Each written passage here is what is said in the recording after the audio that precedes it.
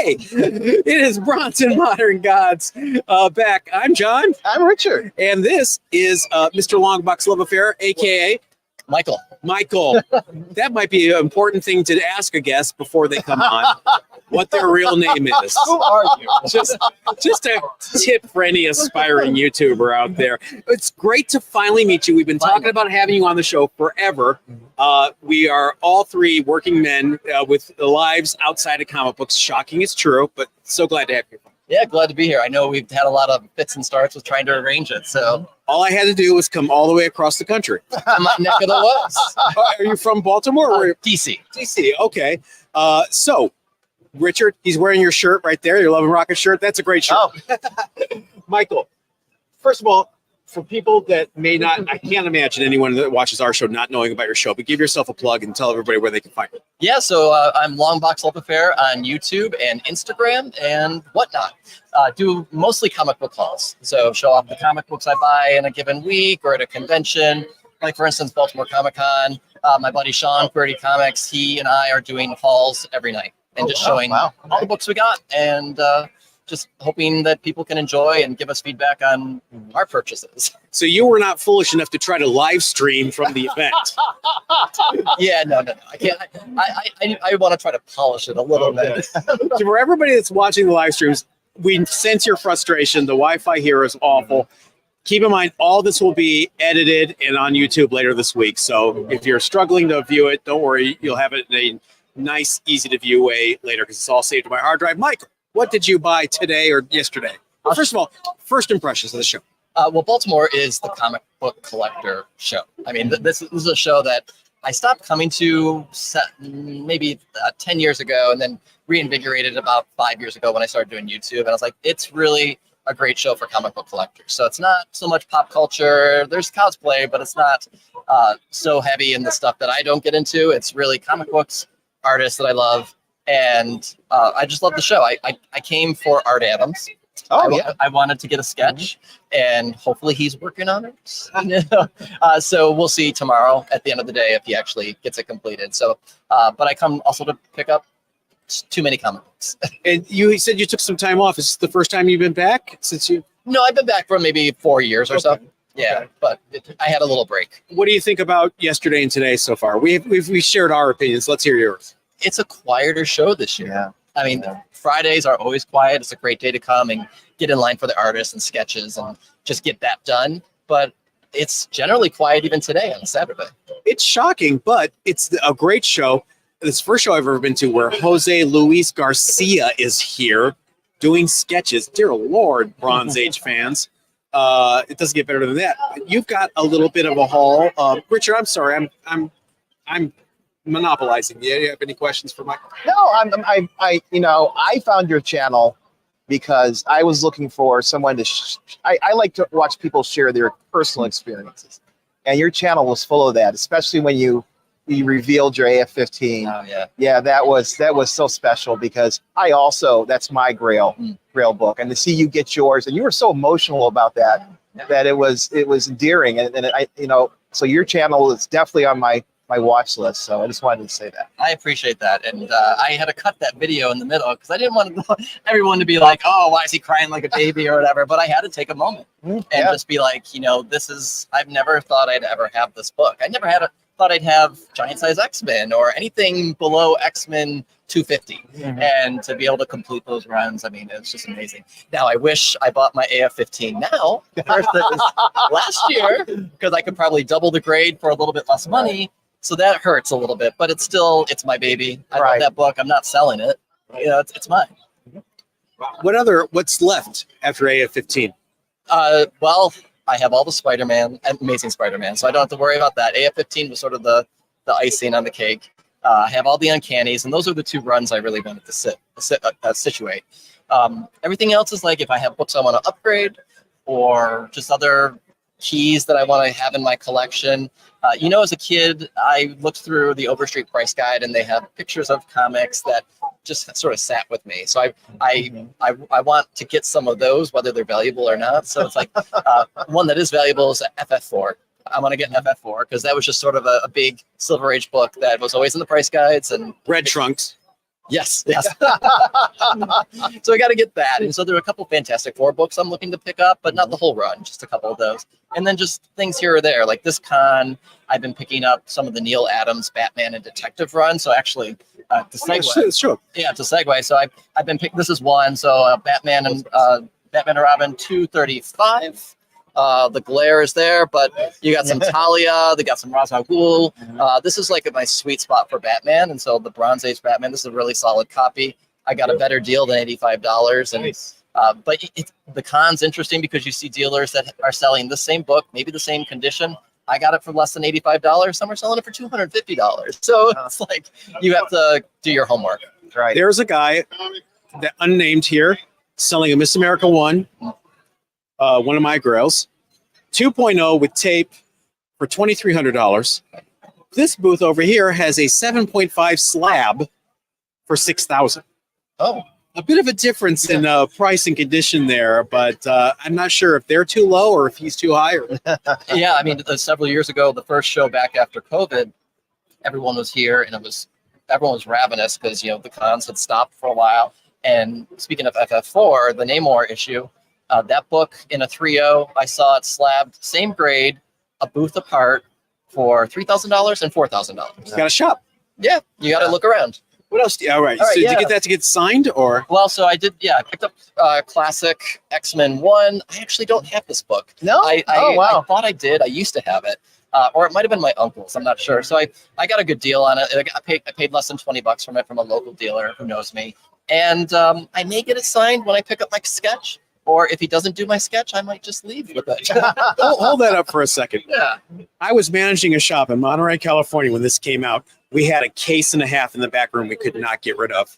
Really? Yeah, And now- isn't that iconic Art Adams? I remember buying it off the newsstand. I never imagined it'd be a $200 book at comic this book point, store. or it's in a 9/8 slab. Yeah, and I bought it because I bought this particular copy because it's pretty clean. It's white cover.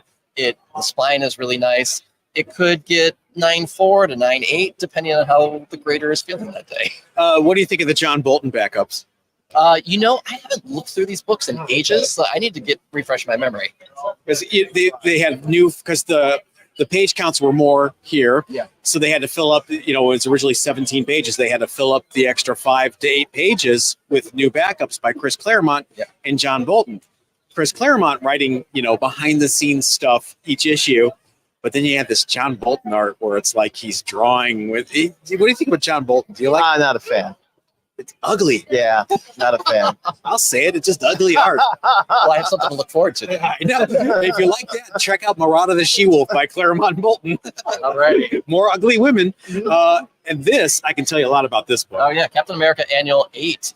This is another one that I used to have in the collection and I miss it, so I brought it back. And you know, I don't sell a whole lot, but I sell some just to leverage the collection, and hence me being able to get an AF-15 and some other stuff. So this is I got a decent deal here. Picked it up. It's just a beautiful Mike Zeck cover. Yeah.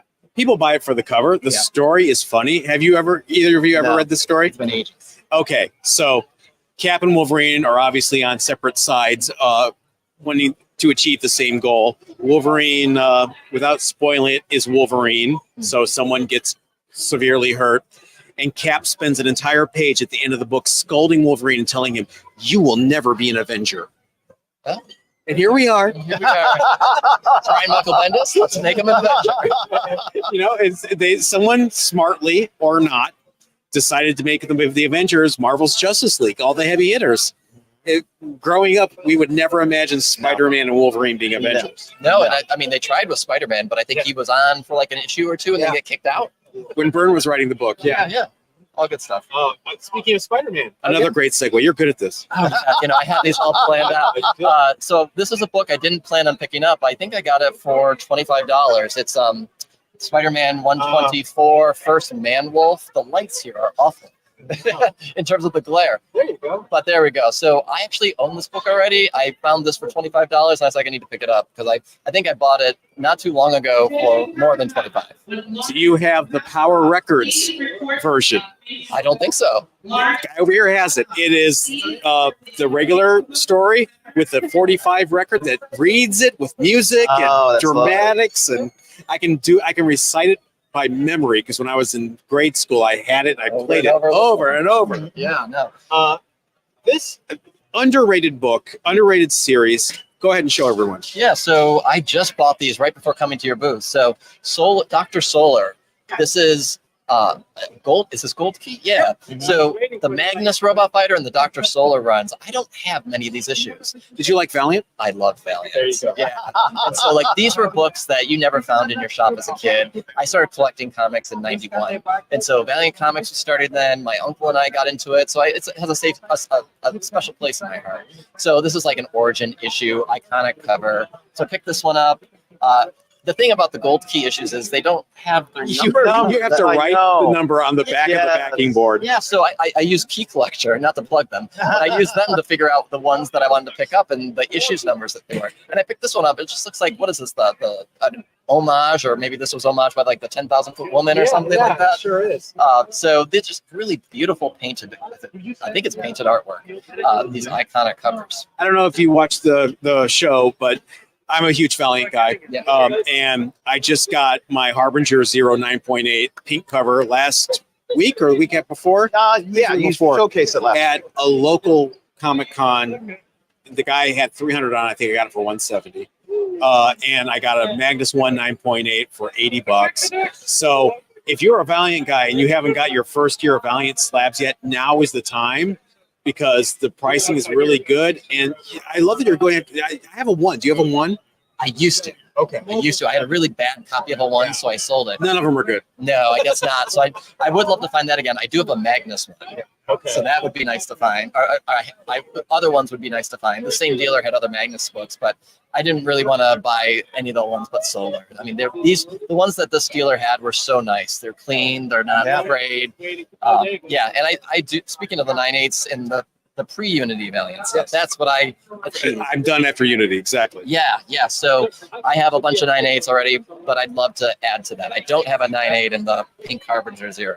It's not as tough as you think. Everybody says it's tough. I've had a couple. Yeah. Maybe I've been blessed, but I think the trade paperback one is tougher.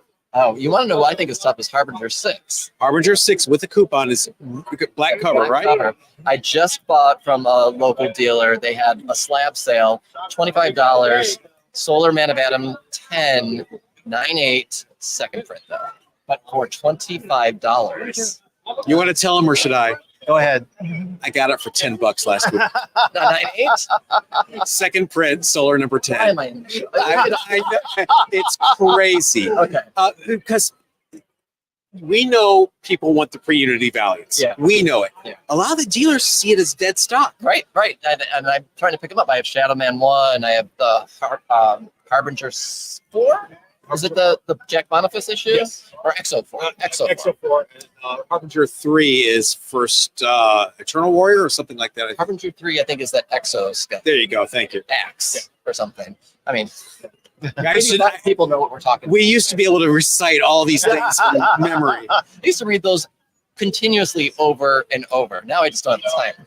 It's Jim Shooter, 100% Jim Shooter. We had him on the show. Oh, nice. And we did a little worship session with him. Yeah. And he was just kind of like, hey, I was just trying to survive. For sure. I mean, he was, was he booted from Marvel? Or did he Booted from Marvel, and he was holding on to Valiant because his investor was sleeping with his lawyer. Oh, God. And then Defiant. Oh, and Broadway. Poor Jim. Plasm. I still have my Plasm cards to make up Plasm Hero. I have the Warriors of Plasm and the Dark Dominion albums. People forget, Steve Ditko drew Dark Dominion trading cards. Oh, God. Steve, why? Go back to Marvel. He's objectivist, I guess. I don't know. Richard, do you have anything to add? I feel bad. No, I'm fast. I'm just listening because I'm not as big of I'm not a Valiant fan at all, to be honest with you. Just was We've not. got some comments here. Omar, who watches the show a lot, says, love Valiant, have all the pre-Unity books, still have Harbinger 0 that I got from the mail in the 90s. Did your mail person mangle your Harbinger 0, Omar? Because mine did. Oh, no. Did you ever send the coupons in? I started collecting after the coupons were an issue. Okay. So my first Valiant books were really the Unity storyline. Okay. And then I went backwards. And as a kid, I was maybe, I don't know how old I was, but I had an allowance of maybe $5 to $15 in a given week or whatever, so you can't really afford too much.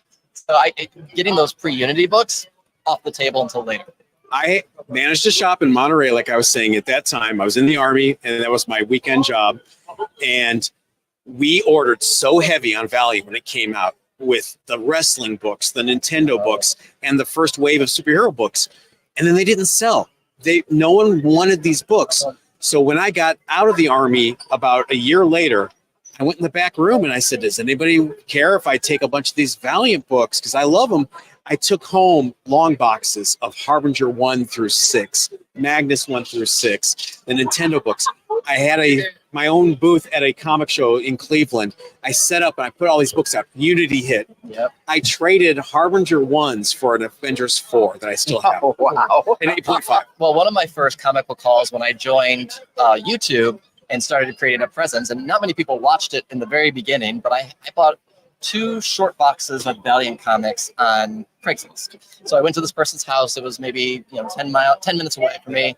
Looked through the first box. I see Eternal Warrior 4. I see Harbinger books. I was like, how much do you want? They're like $20. Perfect. Thanks. Done. And I made the haul video, and it was an amazing video. I have most of those. I don't think I have most of them, but I kept the real key ones. They're great condition, and it got me started on my YouTube journey. Omar says he even has a letter published in XO49 near the end, the acclaim era. Omar, you are a hardcore. I was out during Acclaim. Although, did you buy Unity 2? After the fact. Okay. After the fact. I have still never physically seen Unity 2 number 3. Oh, I've owned that. Never seen one. I got rid of it, but I owned it. I purged a lot of the older Valiant that I used to have, because I had full runs of everything. At the end of the day, I would go to these cons, and there were local cons every month in DC several years ago, and I would just pick them up, and I got all the coveted like EXO and Turok final issues and all of them. So, and then at one point I was like, I need space, so let's keep the pre-Unity stuff, and I jettisoned everything else. Pre-Unity, gold and platinums. I have some of them. Not all of them, but I was so diehard. I mean, this is telling you something. My mother made a birthday cake with the Turok and EXO cover, and I sent that into Valiant, and they sent me Turok number 1, gold version. Oh, I should say they just sent you a chromium Turok 1. Thanks. No, they sent me the gold variant. It's still worth about $10. Yeah. But, I think the only gold I have is a Rye 0. Do they do a gold Rye 0? No. Or a gold Rye 1? One of the two. Oh, like from the new series? No, remember when they first launched all these, they gave the retailers like gold variants. Yeah. And I think I have a Rye, and I think I have an Eternal Warrior. I don't have the Harbinger, which is the one I really want. That was my favorite Valiant title. Which was your favorite? What was my favorite? I really liked Harbinger. But I liked Harbinger up to issue 25, and then they changed the status quo. Yeah. Pete Stanchik disappeared. How I still remember his name. We all do. Yeah. And then they changed the direction. I was like, I'm not so interested in it. We had a buyer on our live sales named Pete Stanchik, and every time he buys something, I have to make a comment about, please don't make my nose bleed. Pre-Unity books are just good reads. Yeah, Omar is really digging the Unity talk or Valiant talk. Oh yeah. There was one more Valiant question I had for you. Oh, I'm blanking now. But you came up in the early 90s, all right? So do you have a soft spot in your heart for books like Silver Sable and the Wild Pack? No, absolutely not. Okay. But I did buy her first appearance today. I found a really minty copy, and I was like, okay, we'll see if anything comes of the speculation. So I'm just wondering, what are those books for someone of your age? Because when I was coming up, guys like me, we were all about Dazzler. It was Allison Blair all day long, man. If you were a gay kid in the 80s and you collected comics, you were buying Dazzler, and you were like, Allison, no. Dazzler wasn't really around a whole lot when I was in that. So, I mean, she was the Aussie X-Men. I was more just into like the Jim Lee era. Why Randy Savage is funny. No, I was really into everything. Psylocke, Cyclops, Phoenix. I was really interested in X-Men. Yeah, and I was really interested in like Venom. Okay. And that whole era of people loving Venom and getting into that. So I got caught into that. Carnage, the first appearance of Carnage was one of my first Spider-Man books. Could you take Bagley? Could I what? Take Mark Bagley on art after having McFarlane and Larson? I mean, I didn't really grow up with Larson or McFarlane. They were after the fact. Okay. Although, I did read Spider-Man 1, and that was the beginning of my Spider-Man collecting. But like, really, my first book was the Bagley book. Okay. And everything else was backwards. I knew Mark Bagley from drawing Cyforce for the New Universe. And I was like, and he won the Marvel tryout contest. That's how he got his job. And that's reminded me of something else about Valiant.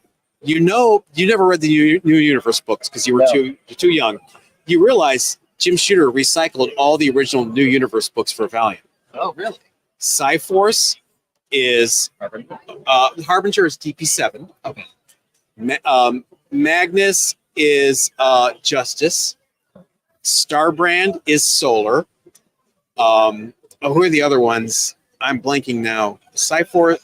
Night Mask or something? Night Mask is kind of Shadow Man-ish, not really. But if you look at the original New Universe, you'll see it. And I asked him that on the podcast. And he's like, don't give away my secrets. I mean, Jim Shooter's great. I mean, he's been around the block for quite a while. So, I mean, at a certain point, where's there an original idea? Exactly. And if it's a good idea and it wasn't executed well the first time, why not try it again? Right. And we see that with reboots. You have to be fascinated that he started reading Uncanny X-Men with Silvestri? No, later. Even the Jim Lee stuff in Uncanny was Oh wow. very much towards the end of Jim Lee, Andy Kubert, around 280, where they ended the Muir Island saga, is where I kind of started. Can you imagine starting to read X-Men then? Oh my goodness. I mean, my first real memory of reading X-Men is 281, and they killed Jean Grey. Yeah. Well, this is when we jumped off. Yeah. Seriously. We were on, around 120, let's say, is where I really started following it. And then through the Phoenix saga, and then through the Morlocks, and then by the time you got to 280, I was pretty much ready. This Will Spartaccio guy, he's kind of good art, but I don't understand. What's a Fitzroy? Well, Bishop, and I mean, there's like these segments, and you can definitely tell. I mean, it was a change in direction. So you took that as a jumping off point. Yeah. I took it as a jumping on point. We were out. We're like, nothing's going to beat Byrne and Claremont. No, I'm Right. sorry. That's still But this. going back and reading that, what do you think? The older stuff. I mean, I really want to sit down now that I have everything and just read everything in sequence, because as a kid, you're getting things piecemeal and you're reading haphazardly.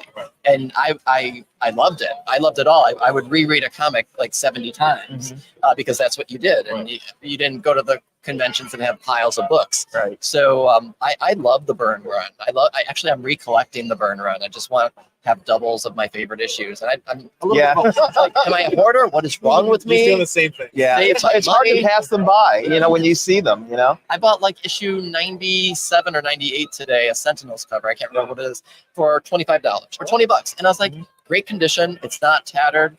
I thought that was a steal. And At least get the 30-cent variant if you're going to buy it again.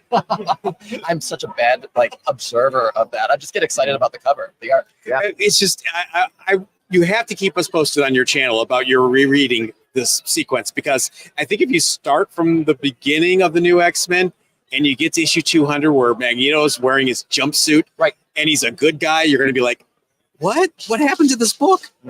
Yeah, I don't know when I'm going to actually get to that goal.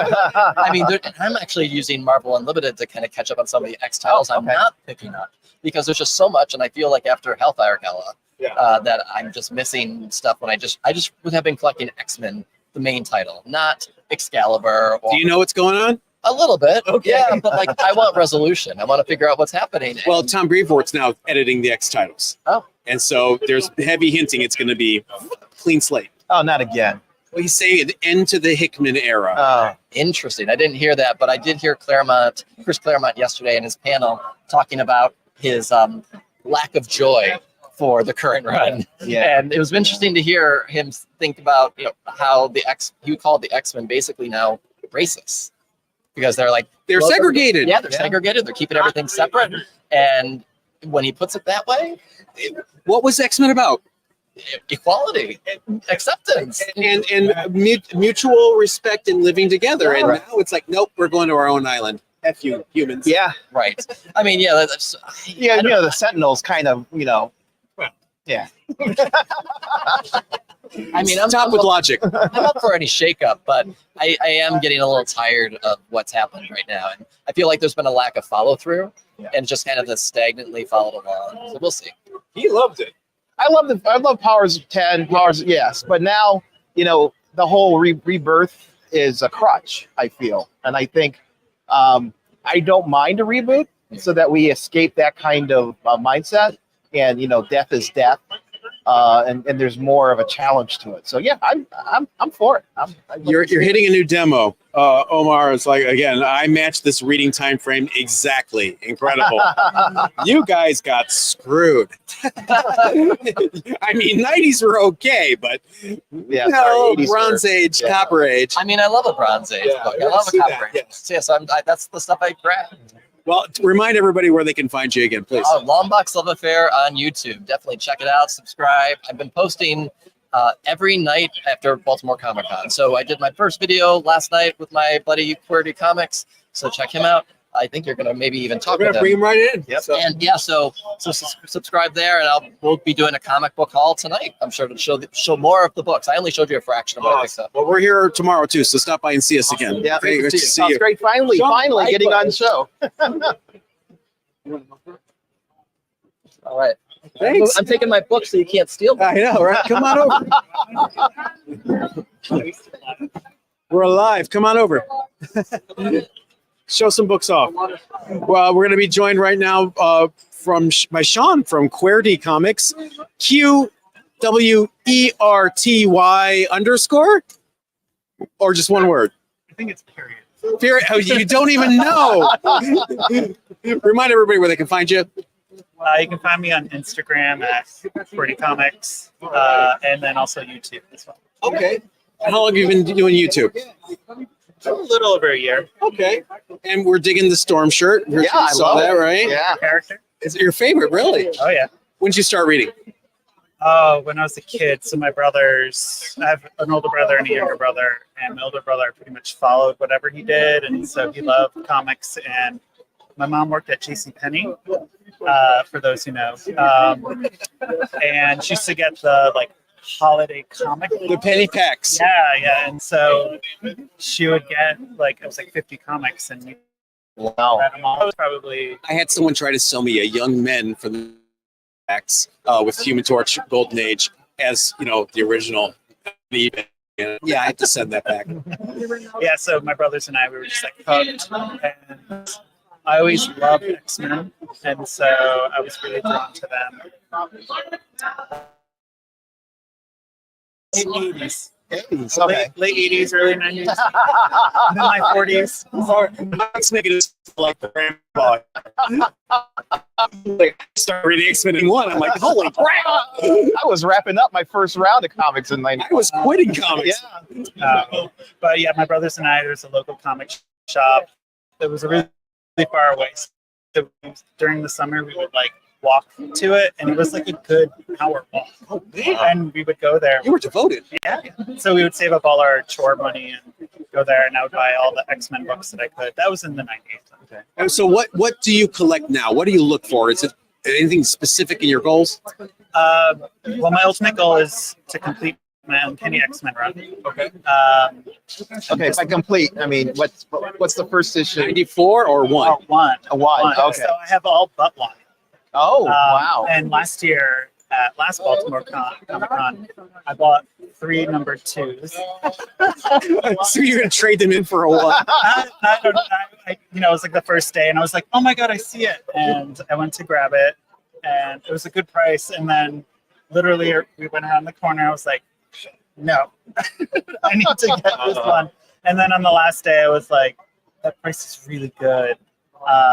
And so I do grading. So I got them all graded at CGC. One's left.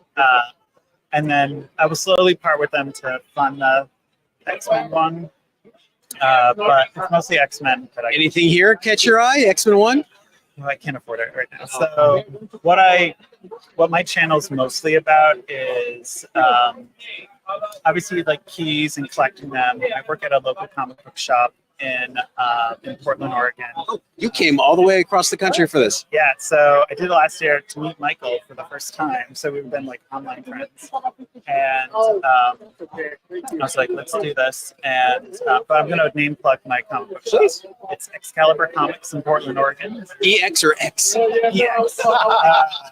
They're one of the oldest comic book stores in Oregon. So it started like the mid '70s. That shop. I love them. They're a great shop. They treat me really well. I lost my train of thought. You work there, and Yeah. So that's what I do on the weekends. I help them because I really love like looking at trends and seeing stuff that's hot and helping them out. And I also have really gotten into the whole like pressing and cleaning of books. And I'm really have you watched our channel? and so I'm just really interested in like the preservation of a comic and how it presents and just seeing the age and the history of it. So I've gotten really into that. And so a lot of what I do is I will buy, keys, semi-keys, clean, press, ultimately sell to then fund the X-Men one. So you're selling them yourself. You're not selling them through the shop. No, Yeah, good. All right, exactly. So I'm seeing your stack here. The first one is really interesting. Why don't you? This is what you got this weekend so far, right? Or just today? Just today. Show people this first one. Tell us about it. So, well, this is, I guess I'm spoiling it for Christmas present from one of my brothers. Oh. So I already got one for my other brother, but this one's probably a higher quality. But in Star Wars 1, it's the Whitman variant, which is Second. yeah. I was like, it's a reprint. It's, Right. Reprint of a reprint because it's a 35 cent. Yeah. So this was super. Show that again. What's interesting about this book? So many people that aren't as knowledgeable think this is the 35 cent variant It's because it's got a 35 cent Right. price tag and they don't realize it's a Whitman. Well, it's got an empty UPC yeah, box. right Though. there. So that's actually from the Whitman 3-pack. Yeah, so I did get another one for my brother. So each of my brother, they love Star Wars. They'll get this. So is he a completionist? Does he want all the versions? No, they're fans. They're not hardcore as me with the whole collections and I was gonna stuff. say, because then you have to get the Whitman 30 cent that says reprint here, then the Whitman 30 cent that doesn't say reprint there. Yeah. Yeah, I know there's so many covers of Star Wars one, but at the same time, I'm just like, this one's nice. It's cheap. Yeah. This one's fun. Very They nice. don't know. All right, this is a hot book off and on lately, and you picked one up. Yeah, well, it was $25. Oh wow. And why it's $25 The is grease there's pencil? grease pencil on Yeah. it. It's ASM 378, first appearance of the Prowler, with grease pencil on it that is easily removed. Yes. So I was like, I'm grabbing this, and I'll make someone really happy once they clean it up. So snagged it, $25. You can pass up. The Star Wars was $25. We have a comment from Michael Almanza who says, John and Richard just recently discovered your channel. Love your conversations and subscribe. Love what you're doing this weekend. Thank you, Michael. We're going to Thank keep you. going. All right. What's One of my favorites. do you have a weak spot for these guys? Tell everybody what it is. I just love there. It's the first appearance of Cloak and Dagger.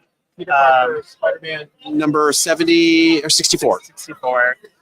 So I just love their outfits. They're so, I think most guys our age of a certain orientation fell in love with Dagger and Dazzler.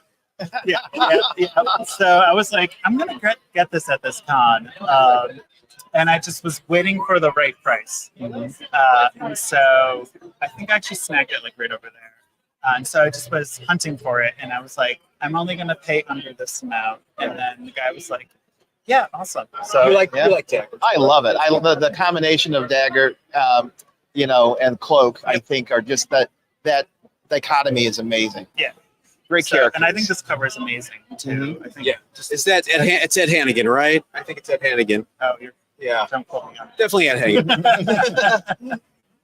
This is a book. When I was a kid, I traded one of my comic books for this comic, and I was angry because I hated it. Oh, really? I hated the story. Go ahead and show everybody what it is and tell everybody. Oh, it's Iron Fist 1. Again, this was part of that like $25 run, and I was looking to mostly upgrade my copy that I had. I think to know about me is I'm sort of a completionist, and I also have a fascination for books anywhere in the 70s. Yeah. And it's Claremont Burn, So you can, and I hated it. well, you're allowed to. It's fine. I loved them on X-Men, though. Why did I hate this? What's wrong with me? Well, Yeah, I think his poses are just so overly dramatic. Gil Kane. Gil Kane was like, I'm going to take Kirby's poses and try to make them anatomically correct, which is a weird combo. Yeah. So I just thought this was a good quality of it. knee's broken. Yeah. Well, we can continue that with go for it. with Iron Fist's second appearance in Marvel Premiere 16. So again, this is an upgrade from a copy that I have, and since comic prices are so cold right now, that for this was I think I paid $16 for Wow. this. So, That's And amazing. it looks like it's in the original bag that somebody bagged it in Yeah. 1972. yeah, it could have been. So I was like, hey, this is a sweet price. Not Burn. Inside. Yeah. But it's great cover, though. Gil Kane. And more power, more Iron Fist action. Well, I themed them all together, so Okay. we weren't done Yeah, all that's over the good. place. But I did get and Sabretooth. So I did do an unfortunate purchase in 2021 during COVID and bought the first Sabretooth for way too much money for such a shitty breed. But And we've all done yeah, that. We've all done it. and so now I'm just like, okay, I'm going to get his second, third, and fourth appearance, and so I know where you got that book. You bought it from Harley Yee's booth. maybe I don't know. His sticker's a dead giveaway. So this was probably the best price for the condition that I've seen around. 32? 32. So, Did you pay 32? yeah, I didn't bother haggling. So Oh, Sean, we got to teach you how to heckle. I Or haggle. So I was trying to get like a combo, but I didn't see anything on it. All right. So I was like, it's kind of hard to haggle on one book. Doesn't stop us. Yeah, and this next one shot is one of my favorite books. Go ahead, show Yeah, so it's Iron Man Submariner 1. I did not pay that price. Good. I did get a. Brag about it. I think I paid like 100. Nice. So, so it looks pretty clean. I am going to press and clean it, so it'll probably clean up really well. This is just something. I'm probably going to get Invincible Iron Man 1, but I do have the Submariner 1, and so I feel like that's just like a trifecta. I just want to complete, and I think the cover again is just a beautiful cover, and I think it's just like a nice just display, show it off. Obviously, in a dark room.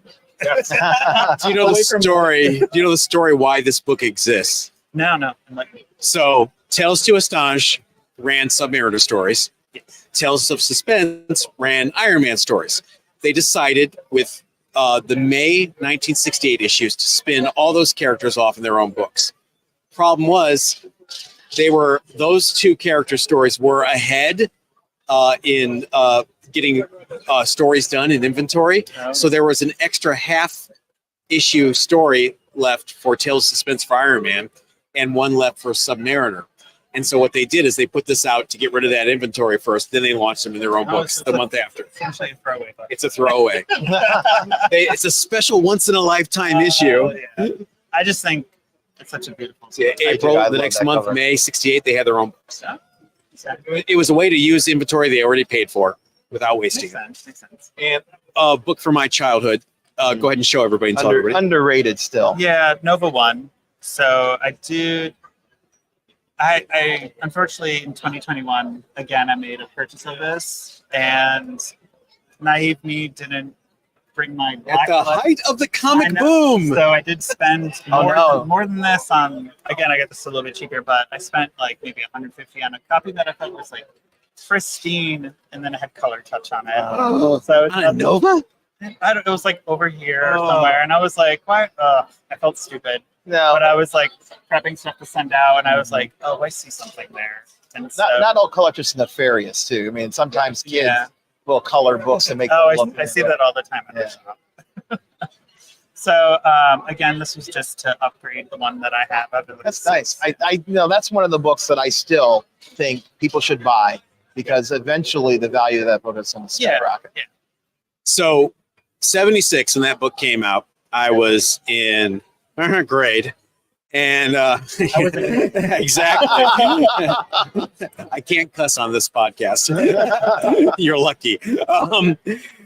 This was so exciting to a kid in grade school. Marvel was coming out with a new character that had his own #1 issue. And I understand because they used to put books in Marvel Premiere or Marvel Spotlight to try it out first. Nova was like the first one that got his own book right out of the box in years. And kids on the playground were super excited because it was like, we finally have a hero of our own. You know, it's not Spider-Man issue 158 or whatever. So this was a big deal for kids in the 76, which is, you know, a long-winded way of saying I'm old. I just love Longbox.